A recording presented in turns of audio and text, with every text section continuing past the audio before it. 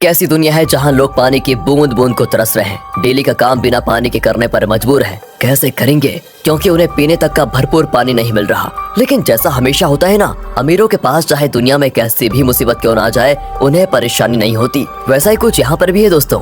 बड़ी बड़ी private company ने जमीन के अंदर पानी निकालने के लिए मशीन लगा दी है, क्योंकि अभी भी कहीं कहीं ऐसी जगह है जहाँ जमीन के अंदर से पानी निकाला जा सकता है और उन जमीनों से जितना भी पानी निकलता है उसे शहरों में सप्लाई कर दिया जाता है जहाँ पर अमीर लोग रहते हैं। लेकिन गरीब लोग बेचारे गाँव में रहने पर मजबूर है। उन्हीं गरीब लोग में होम्स परिवार भी रहता है दोस्तों, जिसमें पिता अर्नेस्ट, माँ कैथरीन, बड़ी बेटी मैरी और छोटा बेटा जेरोम शामिल है।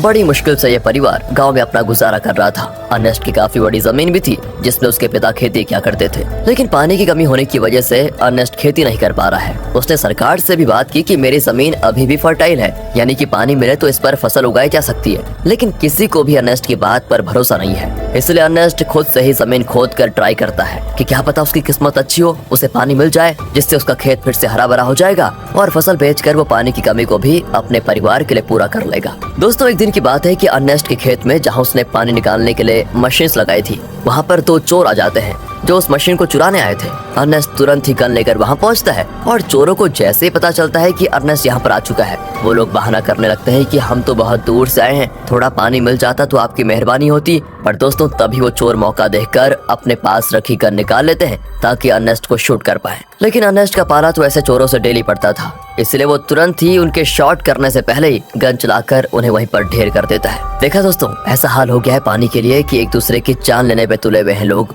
अर्नेस्ट अपनी मशीन को चेक करने आता है, लेकिन बेचारे को पता चलता है कि यहाँ से जो थोड़ा बहुत पानी निकलता था वो भी खत्म हो चुका है। इसका मतलब कि अब उसे दूसरी जगह फिर से गड्ढा खोदकर मशीन लगानी होगी ताकि वहाँ से पानी निकाला जा सके। अर्नेस्ट अब जेरोम के साथ वाटरमैन के पास जाता है। दोस्तों, वाटरमैन ऐसे लोगों का ग्रुप है जो प्राइवेट कंपनी के लिए काम करते हैं, बड़ी बड़ी मशीनों को लगाना ताकि अंदर से पानी निकाला जा सके और ये पानी शहर में सप्लाई किया जाता है। वैसे अर्नेस्ट इन लोगों को शराब या खाने पीने की चीजें डिलीवर करने का काम करता है। वो शहर से सारी चीजें अपने गधे पर लाद कर लेकर आता है और इन वाटरमैन को दे देता है। उन्हीं वाटरमैन में मैक्स नाम का एक आदमी भी शामिल है जिससे अर्नेस्ट की थोड़ी अच्छी पहचान होती है। अर्नेस्ट मैक्स से कहता है कि देखो भाई, तुमने यहाँ बड़ी मशीन लगाने का काम शुरू कर दिया है। यहाँ से थोड़ी दूर मेरा खेत है जहाँ पानी आता था वैसे, लेकिन तुम्हारे यहाँ वो बड़ी मशीन लगाने की वजह से जो थोड़ा बहुत पानी मेरे खेत को मिलता था अब वो भी बंद हो गया है। क्या तुम अपनी इन बड़ी मशीनों की लाइन दूसरी जगह नहीं लेकर जा सकते? मैक्स कहता है कि ये तो मेरा काम नहीं है, तुम्हें बात करनी है तो तुम हमारे बॉस से जाकर कर सकते हो।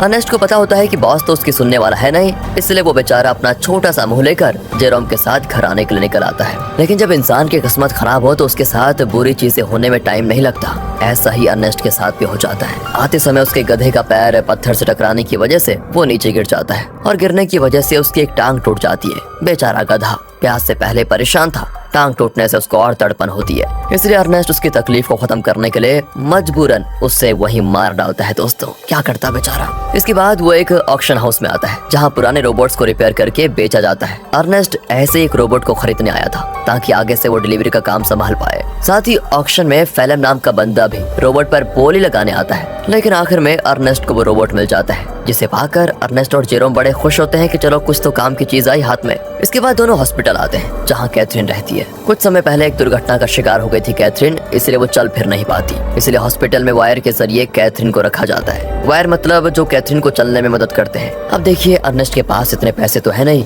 कि वो वायर का सिस्टम खरीद कर घर लेकर आ पाए, इसीलिए वो और उसके परिवार के लोग हॉस्पिटल में ही कैथरीन से मिलने आया जाया करते हैं। अब हॉस्पिटल के बाहर अर्नेस्ट की मुलाकात रॉबी नाम के बंदे से होती है जो अर्नेस्ट का बढ़िया दोस्त है, काफी ज्यादा करीबी है। उसके पास तो रहने के लिए घर तक भी नहीं है, साथ ही वो दिमाग से भी थोड़ा कमजोर है, इसलिए अर्नेस्ट उसके पास जो थोड़ा बहुत पानी होता है वो रॉबी और उसके परिवार को दे देता है, क्योंकि भले अर्नेस्ट के पास भी पानी की कमी है लेकिन बंदे का दिल बहुत बढ़िया है यार। अब वहाँ से अर्नेस्ट जैसे ही घर आता है ना, उसके पास फेलम पहुँच जाता है जो उससे कहता है कि मुझे तुम्हारा रोबोट चाहिए, कुछ जरूरी काम है। अर्नेस्ट को पता था कि फेलम एक नंबर का बदमाश आदमी है, वो रोबोट वापस करने में नाटक करेगा, इसीलिए दोस्तों अर्नेस्ट रोबोट देने से साफ मना कर देता है। साथ ही दोस्तों, मैं आपको बता दूं कि फेलम और अर्नेस्ट की बेटी मैरी का एक दूसरे के साथ चक्कर चल रहा है। अर्नेस्ट ने कई बार मैरी को समझाया कि वो फेलम से दूर रहे, वो अच्छा इंसान नहीं है, लेकिन मैरी है कि सुनने को तैयार ही नहीं होती। फिल्म की वजह से वो तो अपने पिता से भी नफरत करने लगी है। बताओ दोस्तों, माँ बाप कभी गलत होते हैं क्या? जो बच्चे माँ बाप की बात नहीं मानते उनके साथ तो बुरा होता ही है। कहीं मैरी के साथ भी कुछ बुरा ना हो जाए। खैर आगे देखते हैं। अगले सीन में अर्नेस्ट एक और जगह गड्ढा खोद रहा होता है, इस उम्मीद में कि शायद वहाँ से कुछ पानी निकल जाए, लेकिन बड़ी मशीनों के पाइपलाइन के कारण आसपास का पूरा इलाका सूखा पड़ चुका था। इसलिए अर्नेस्ट को यहाँ भी निराशा का सामना करना पड़ता है। साथ ही गड्ढा खोदने के दौरान अर्नेस्ट जेरोम से बात कर रहा होता है। वो कहता है, जब मैं शहर गया था वहाँ मैंने एक लड़की को देखा जिसके बाल तो छोटे हैं लेकिन देखने में बहुत सुंदर है। तुम तो बेटा बड़े हो चुके हो, कहो तो तुम्हारी बात करवा दो उससे। मैं नहीं जानता कि इस हालत में हम कब तक जिंदा रह पाएंगे, इसलिए हमारे पास जो भी पल बचे उन्हें अच्छे से जी लेना चाहिए हमें। और दोस्तों ऐसे ही बाप बेटे आपस में बात करते हुए कुछ टाइम एक दूसरे के साथ बढ़िया तरीके से बिताते हैं। इसके बाद अर्नेस्ट जैसे घर आता है, मैरी उससे कहती है, मुझे पैसे चाहिए पापा, मैं फिल्म के साथ जा रही हूँ, मुझे यहाँ पर बहुत घुटन हो रही है। अर्नेस्ट कहता है, घुटन हो रही है? मैंने बचपन से तुम्हें पाल पोस के बड़ा किया, सब कुछ देने की कोशिश की तुम्हें, और फिर भी तुम ऐसी बातें कर रही हो। मैरी तो ऊपर से जवाब देती है, कहती है, हम यहाँ पर जी नहीं रहे, सर्वाइव कर रहे हैं और मुझे ऐसी जिंदगी चाहिए ही नहीं। अर्नेस्ट के लाख समझाने पर भी जब मैरी नहीं मानती तो अर्नेस्ट मैरी को कमरे में बंद करके खिड़कियों पर कीड़े लगा देता है ताकि वो फिल्म से मिल ना पाए। अब अर्नेस्ट जैसे सप्लाईज लेने के लिए शहर जाने वाला होता है तभी उसको पता चलता है कि रोबोट गायब है। ये देखकर उसकी हालत खराब, वो परेशान हो जाता है। वो समझ चुका था कि ये काम तो फिल्म के अलावा कोई दूसरा कर नहीं सकता। वो वहाँ से तुरंत वाटरमैन के पास आता है ताकि उनसे पूछ सके कि क्या फिल्म यहाँ पर आया था कि नहीं। पर वहाँ पर आते ही मैक्स और बाकी वाटरमैन मिलकर अर्नेस्ट पर धावा बोल देते हैं दोस्तों, और जमकर उसकी पिटाई करने लगते हैं। उनका कहना होता है कि तुमने हमारी सप्लाईज चुराई जो हमारी मेहनत की कमाई थी, जिसे तुमने शायद कहीं और बेच दिया होगा। अर्नेस्ट कहते हैं, अरे ये क्या कह रहे हो तुम? मैं खुद यहाँ तुमसे पूछने आया था कि क्या फिल्म मेरा रोबोट लेकर यहाँ आया था या नहीं, लेकिन उल्टा तुम लोग मुझे ही मार रहे हो। दोस्तों अर्नेस्ट यहाँ पर समझ चुका था कि जरूर फिल्म ने शहर से मेरे बदले सप्लाईज ले ली और उसे वाटरमैन को देने के बजाय चुरा कर कहीं और लेकर चला गया। इसलिए दोस्तों अर्नेस्ट जैसे तैसे वाटरमैन से पीछा छुड़ाकर फिल्म को ढूंढने के लिए निकल जाता है, जो उसे मिल भी जाता है। साथ ही अर्नेस्ट का शक भी सही था, उसने ही सप्लाईज चुराई थी दोस्तों, जिससे वो बड़े आराम से खा पी रहा था। इसलिए अर्नेस्ट गन पॉइंट पर लेकर फिल्म को डरा देता है और उसे वाटरमैन के पास ले जाने लगता है, ये बताने के लिए कि सप्लाईज मैंने नहीं फिल्म ने चुराई थी। आगे बढ़ते हुए दोनों काफी ज्यादा थक चुके थे। अर्नेस्ट सबसे ज्यादा थक चुका था और साथ ही साथ उसका पानी भी खत्म हो चुका था। इसीलिए दोस्तों फिल्म अर्नेस्ट को बहकाने की कोशिश करता है कि मैंने सप्लाईज की थोड़ी शराब पी ली थी और थोड़ी बची है, मेरी मानो तो बची हुई शराब हम दोनों आधा आधा बांट कर पी लेते हैं। ज्यादा से ज्यादा वाटरमैन क्या करेंगे, मुझे मारेंगे ही ना, लेकिन अगर हमने पिया नहीं तो हम प्यास से जरूर मर जाएंगे। इस पर अर्नेस्ट मान जाता है, लेकिन जैसे ही वो फिल्म को रस्सियों से आजाद करता है फिल्म उस पर ही हमला कर देता है। बेचारा अर्नेस्ट पहले से ही थका हुआ था और मार खाने की वजह से उसका काफी ज्यादा खून बहने लगता है। इसके बाद तो फिल्म जबरदस्ती बाकी सारी शराब अर्नेस्ट के मुंह में डाल देता है ताकि जब वाटरमैन उसे देखे तो उन्हें यकीन हो जाए कि अर्नेस्ट ने ही सप्लाईज चुराई थी और उसी ने उनकी शराब पी ली। इतना ही नहीं दोस्तों, फिल्म अर्नेस्ट को मार मार कर रोबोट के साथ ही रस्सी से उसको बांध देता है ताकि दुनिया को लगे कि रोबोट ने आउट ऑफ कंट्रोल होकर अर्नेस्ट पर हमला कर दिया, जिससे उसकी जान चली गई। और होता भी ऐसा ही है, बेचारा अर्नेस्ट मारा जाता है दोस्तों। और सभी लोगों को लग रहा था कि रोबोट ने अर्नेस्ट की जान ली। दोस्तों हमेशा अच्छे लोगों के साथ बुरा ही क्यों होता है यार। अगले सीन में जेरोम अपने पिता को खोने के बाद बहुत उदास बैठा होता है। वो सारा गुस्सा रोबोट पर उतार कर उसे तोड़ने की कोशिश कर रहा होता है, क्योंकि अभी तो उसने ये मान लिया है कि रोबोट ने ही उसके पिता की जान ली। लेकिन हम सब जानते हैं कि सच्चाई क्या है। तब वहाँ पर फिल्म आकर जेरोम से कहता है, रोबोट को तोड़कर क्या मिलेगा, ये आगे चलकर हमारे ही काम आएगा, इसलिए इसको तोड़ो मत और तुम चिंता मत करो, मैं हूँ ना, मैं तुम्हारे परिवार को संभाल लूंगा, तुम्हारे और मैरी का अच्छे से ख्याल भी रखूंगा। पता हो दोस्तों, कातिल मसीहा बनने की कोशिश कर रहा है। अगले सीन में दिखाते हैं कि फिल्म मैक्स के पास आकर कहता है, मुझे पानी की एक पाइपलाइन चाहिए ताकि उसकी मदद से मैं अर्नेस्ट की जमीन पर खेती कर सकूं। मैक्स कहता है, मैं क्या तुम्हारा कोई नौकर हूँ, जो तुम कहोगे और मैं कर दूंगा। तो फिल्म उससे कहता है कि अच्छा, तुम्हें मानना पड़ेगा दोस्त, मानना पड़ेगा। वो दोस्तों उसका चाकू दिखाते हुए कहता है, ये चाकू तो याद है ना तुम्हें, उस दिन जब सप्लाईज लेकर तुम लोगों ने अर्नेस्ट पर हमला किया था, तब ये चाकू अर्नेस्ट ने तुमसे ले लिया था और मुझे ये चाकू उसकी बॉडी के पास मिला जिसमें तुम्हारा नाम लिखा हुआ है। सभी जानते हैं कि मरने से एक रात पहले सप्लाईज लेकर तुम्हारी और उसकी लड़ाई हुई थी। तो मैं क्या सोच रहा था कि मैं जाकर सभी को ये बात बता देता हूँ कि लड़ाई के दौरान तो मैक्स अर्नेस्ट को नहीं मार पाया, लेकिन अगले दिन जब उसे मौका मिला तो उसने अर्नेस्ट को मार दिया और आरोप डाल दिया रोबोट पर। यह सुनकर मैक्स घबरा जाता है और फिल्म की बात मानते हुए कंपनी से छुपाकर एक सीक्रेट पाइपलाइन अर्नेस्ट के खेत में चालू करवा देता है, जिससे दोस्तों खेत को पानी मिलना शुरू हो जाता है। सभी बड़े खुश होते हैं कि यहाँ पर फिर से खेती हो सकेगी। फिल्म दोस्तों डेली हल जोतता है ताकि फसल उगा पाए। देखते देखते उसकी मेहनत रंग ला जाती है और खेती में चारों तरफ फसल उगने लग जाती है, जिसे देखकर जेरोम और बाकी सभी बड़े खुश होते हैं। दोनों की शादी करवा दी जाती है। शादी से फिल्म बड़ा खुश था लेकिन अंदर ही अंदर उसे ये भी याद आ रहा था कि ये सब अर्नेस्ट का था जो उससे मैंने छीन लिया। आज वो जिंदा होता तो ना ही मैरी से उसकी शादी होती और ना ही ये खेत उसे मिलता। अर्नेस्ट के मरने के बाद फेलम ने उसकी सारी चीजों को दोस्तों अपना लिया होता है, लेकिन ये इंसान यहाँ पर भी नहीं रुकेगा। अभी आप इसके पाप देखिए कितना करता है ये। अगले सीन में बैंक से कुछ कर्मचारी आते हैं जो फेलम के पैरों तले जमीन खिसका देने वाली बात बताते हैं कि जमीन पर तुम्हारी फसल होगी है। उस जमीन को अर्नेस्ट ने गिरवी रखा था, वो तो मर गया, इसलिए अब ये जमीन बैंक की होती है और इसमें जो फसल होगी है वो अभी बैंक के पास ही जाएगी। फेलम कहता है नहीं, ऐसा नहीं हो सकता, ये बात तुम्हें पहले बतानी चाहिए थी जब यहाँ पर फसल नहीं उगी थी उस समय, और अगर तुम पहले बता देते तो मैं कोई दूसरी जमीन देख लेता। लेकिन दोस्तों बैंक वाले नहीं मानते, वो कहते हैं कि 1 हफ्ते के अंदर अगर पैसे नहीं मिले तो इस जमीन को तुम भूल जाना। इतना कहने के बाद वो चले जाते हैं। फेलम तो परेशान हो चुका था कि अर्नेस्ट ने तो मुझे बेवकूफ बना दिया, बेकारी कहेगा, जमीन तक गिरवी रखी है, बताओ अब पैसों का बंदोबस्त कैसे कर पाऊंगा। बताओ दोस्तों, ये तो वही बात हो गई, उल्टा चोर कोतवाल को डांटे। खैर अब फेलम जेरोम से कहकर रोबोट ले जाने लग जाता है। वो कहता है मैं रोबोट को बेचने जा रहा हूँ ताकि इससे मिले पैसों से बैंक वालों का उधार चुका पाऊँ। लेकिन दोस्तों फेलम शरीफ आदमी नहीं था, वो रॉबी के पास आता है। वही रॉबी दोस्तों जो काफी ज्यादा करीब है, और वो उसे बहाने से साथ में ले जाता है कि मेरे साथ चलो, मैं तुम्हारे लिए पानी वगैरह का बंदोबस्त करता हूँ। इसलिए बेचारा रॉबी अपने बच्चे को लिए फेलम के साथ चला जाता है। लेकिन मैंने कहा था ना दोस्तों, फेलम के पापों का घड़ा भरा नहीं है। वो धोखे से बेचारे रॉबी के बच्चे को बेच देता है, जिनसे मिले पैसों को वो बैंक वालों को दे देगा। अब इसकी खबर जैसे रॉबी को रखती है, वो फेलम से झगड़ा करने की कोशिश करता है। लेकिन जहाँ पर फेलम ने बच्चे को बेचा था वहाँ झगड़ा वगैरह करने का रूल नहीं होता।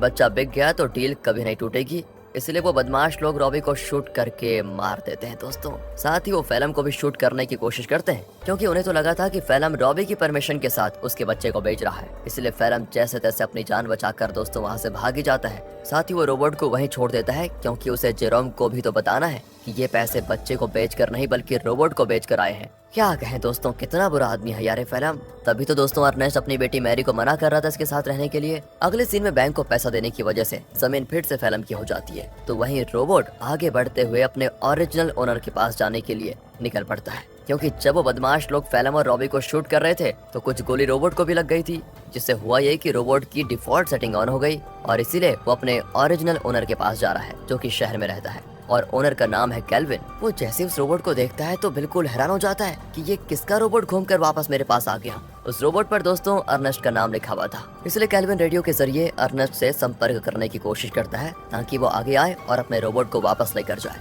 जेरोम तो जैसे ही रेडियो को ऑन करता है तो बिल्कुल हैरान हो जाता है कि फेलम ने तो कहा था कि उसने रोबोट को बेच दिया, अब ये कैल्विन बता रहा है कि रोबोट उसके पास है। इसलिए दोस्तों वो डिसाइड करता है कि अगर कैल्विन रोबोट वापस देना चाहता है तो कोई नहीं, ये तो बहुत अच्छी बात है, मैं जाकर उसको ले लेता हूँ। अगले सीन में जेरोम को रॉबी की पत्नी दिखाई देती है, जो रॉबी और उसके बच्चे के वापस न आने पर सदमे में जा चुकी थी। वो एक गुड़िया लेकर रॉबी और अपने बच्चे के आने का इंतजार करती है। सच में दोस्तों बेचारी के साथ बहुत बुरा हुआ ना। एंड इस चीज को देखकर जेरोम को लगता है कि जरूर कुछ तो बात है जो फेलम छुपा रहा है। जिसके बाद वो शहर के बॉर्डर पर आता है, लेकिन 18 साल से कम होने की वजह से गार्ड्स उसे शहर में जाने नहीं देते। तब वहाँ पर एक लड़की आती है जिसका नाम अना है। वो जेरोम से कहती है मेरे पास आ जाओ, मैं तुम्हें शहर भिजवा सकती हूँ, वो भी बहुत कम पैसों में। जेरोम जैसे ही अना को देखता है तो बिल्कुल हक्का बक्का हो जाता है, क्योंकि वो हूबहू वैसी होती है जैसा कि अर्नेस्ट ने उसे छोटे बालों वाली उस लड़की के बारे में बताया था। याद है ना दोस्तों, जब अर्नेस्ट जेरोम से कह रहा था कि तुम्हारी शादी कर लेते हैं, उससे बात कर लेते हैं तुम्हारी, तो दोस्तों जेरोम उससे फिर अर्नेस्ट के बारे में पूछता है, लेकिन वो तो जानती ही नहीं अर्नेस्ट को। जेरोम भी आगे कुछ नहीं कहता और इसके बाद वो जेरोम को शहर तक जाने वाली सामान की गाड़ी में छुपा कर बैठा देती है और उसकी मदद से जेरोम शहर पहुंच जाता है। अब शहर आने के बाद जेरोम कैल्विन से मिलता है, जो उसे उसका रोबोट वापस कर देता है। रोबोट को जो गोलियां लगी थी कैल्विन ने उसे भी रिपेयर कर दिया था, साथ ही उसने रोबोट की सेटिंग भी सही कर दी थी। तब जेरोम जैसे ही रोबोट को ध्यान से देखता है तो पता चलता है कि इसमें तो कैमरा लगा हुआ है जो कि लेजर बीम की मदद से वीडियो रिकॉर्ड करता है। वीडियो साफ रिकॉर्ड तो नहीं होता, लेकिन इतनी क्लियर जरूर होती है कि उसे देखा जा सके। और तब उन वीडियोस में जेरोम को उसके अर्नेस्ट के साथ बिताए हुए पल दिखाई देते हैं जिन्हें रोबोट ने रिकॉर्ड कर लिया था। उन्हीं वीडियो में दोस्तों वो वीडियो भी होती है जब फेलम अर्नेस्ट को मार रहा था और रस्सी से बांधकर उसे रोबोट के साथ जोड़ दिया था। इस चीज को देखकर जेरोम को एकदम से सदमा लगता है। उसे सच्चाई का पता चल चुका था कि उसके पिता का मरना कोई एक्सीडेंट नहीं था, बल्कि फेलम की सोची समझी साजिश थी। इसलिए वो रोबोट को लेकर वापस घर आ जाता है और आते ही फेलम को ये नहीं बताता कि उसको सब कुछ पता चल गया है, क्योंकि अगर मैरी को मालूम पड़ा कि ये सब फेलम ने किया तो वो तो सदमा बर्दाश्त नहीं कर पाएगी। ऊपर से वो प्रेग्नेंट भी है। इसीलिए जेरोम एक प्लान बनाता है वो फिल्म से कहता है कि मैंने रेडियो पर सुना कि रॉबी तुम्हें बुला रहा है। अब ये सुनकर फिल्म परेशान कि रॉबी तो मर चुका है, ये कौन सा रॉबी बुला रहा है। इसलिए वो कहता है कि शायद वो कोई दूसरा फिल्म होगा जिसके लिए वो रॉबी बोल रहा है। अब प्लान फेल होता देखकर जेरोम एक लेटर लिखता है फिल्म को, ताकि फिल्म को ऐसा लगे कि ये लेटर रॉबी ने भेजा है और वो उसे उसी जगह पर बुला रहा है जहाँ पर अर्नेस्ट मरा था। लेटर देखकर फिल्म समझ चुका था कि कुछ तो गड़बड़ी है, मुझे वहाँ पर जाकर देखना ही पड़ेगा। इसीलिए वो उसी जगह पर जाता है जहाँ पर उसने अर्नेस्ट को मारा था। आगे बढ़ते हुए उसे जमीन पर बना हुआ गड्ढा दिखाई नहीं देता और गलती से वो उसे गड्ढे में गिर जाता है जहाँ गिरने से उसका पैर टूट चुका था और वो मदद के लिए चिल्ला रहा होता है। तब वहाँ पर जेरोम गन लेकर आता है। उसे इतने गुस्से में देखकर फिल्म समझ जाता है कि जेरोम को सब कुछ पता चल चुका है और ये सारा प्लान जेरोम का ही था। तो फिल्म जेरोम को बहलाते हुए कहता है, देखो जो हुआ मैं उसके लिए शर्मिंदा हूँ, मुझे माफ कर दो, लेकिन देखो मैंने मैरी और तुम्हारे कितना अच्छे से ख्याल रखा, अगर मुझे कुछ हुआ तो मैरी ये सदमा बर्दाश्त नहीं कर पाएगी, इसलिए मुझे जाने दो। लेकिन जेरोम उसकी एक नहीं सुनता और सीधे फिल्म को शूट करके मार डालता है। इसके बाद वो रोबोट की मेमोरी भी रेज कर देता है ताकि कभी मैरी ये सब कुछ देख ही ना पाए। वो नहीं चाहता कि मैरी कभी कुछ इसका सच जाने। कुछ दिन गुजर चुके थे। फिल्म के घर न आने पर मैरी बहुत परेशान होती है। जेरोम कहता है कि वो अच्छा इंसान कभी था ही नहीं, तुम्हें छोड़कर वो भाग गया। और ये सुनकर मैरी एकदम उदास हो जाती है और अपने दिल से फिल्म के लिए प्यार खत्म कर देती है। दोस्तों, उल्टा वो उससे नफरत करने लगती है। जेरोम ने बड़ी शांति से अपना बदला ले लिया। इसके बाद जेरोम और मैरी घर चलाना शुरू करते हैं क्योंकि खेत उन्हें मिल चुका था। उन्हीं फसल को बेचकर वो पैसे जमा करेंगे ताकि अपनी माँ को हॉस्पिटल से घर लेकर आए। और इसी मिक्स फीलिंग के साथ दोस्तों ये मूवी यहाँ पर खत्म होती है। बाकी अगर आपको वीडियो अच्छी लगी हो, एक्सप्लेनेशन अच्छा लगा हो तो लाइक कीजिए।